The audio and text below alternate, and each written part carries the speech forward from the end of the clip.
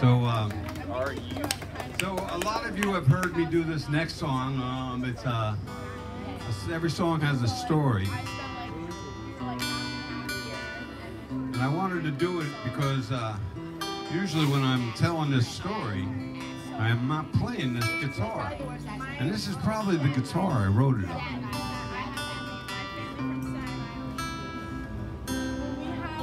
Not part of the story, but this is the first guitar that I bought with my own money. It wasn't my first guitar, but I bought this in 1970.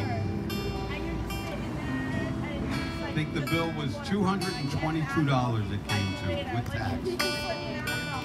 We went down to the city. My brother-in-law and I bought the same exact guitars. And I strapped this one on my back and went hitchhiking around the country. And Rich took care of his, put it away every time he played, cleaned it off, and I'd leave mine out in the rain, and mine sounds a lot better than his.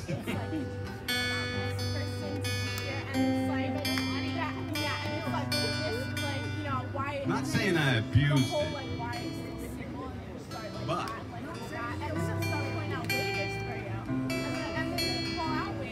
anyway, every song has a story, and this one has a story too. I had been playing this song for, oh God, probably like almost 10 or 11 years, and it never had a title. I wrote this song, I know I wrote it for my wife.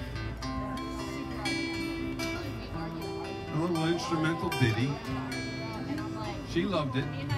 I think she's tired of it now, but she's tired of the story. She's heard it so many times, but so anyway, one day I was at work, and this man that I worked with, a guy named Neil Skipwith, found out that I had 5 sons. And he just couldn't get his head around that. For the rest of the day, he's like, 5 sons? Yeah, Neil, 5 sons. The next day he had found out that Luann was the mother of them all, and that he just couldn't wrap his mind around. So he was like, the same woman? The same woman? Yeah, Neil, the same woman. That night I got home, picked up this guitar most likely. Could have been my Hummingbird. At the time I only had those 2. But it was most likely this one. And I realized that was the title of the song. But the story doesn't end there. I was playing this song down at the riverfront when the farmer's market used to be down there. And my wife, who, you'll notice her absence, she has a pass to come. She's seen me perform so many times at so many open mics that she has a lifetime pass. But anyway, she walked down from our house, which we live up by the mountain, about 2 miles down to the riverfront to see me perform. And it was 104 in the shade. And so that poor woman, she got down there, and thank God there was a little bit of a breeze, and she sat underneath a tree to catch some shade. And I'm telling this story, and I get to the part about Neil Skipwith, and this man that's sitting next to her goes, Neil Skipwith? That's my son. So after my performance, Mr. Skipwith came over. Now I hadn't seen Neil. I worked with him at an art foundry here in Beacon, Talix. And I had left Talix and worked at Argos for 19 years. And I had been out of Argos for about 5 or 6 years. So it's been over 20 years since I had talked to Neil. But Mr. Skipwith called him up. And Neil and I had some of the same travels in life, fighting certain demons and conquering them, I guess. And marriage and kids.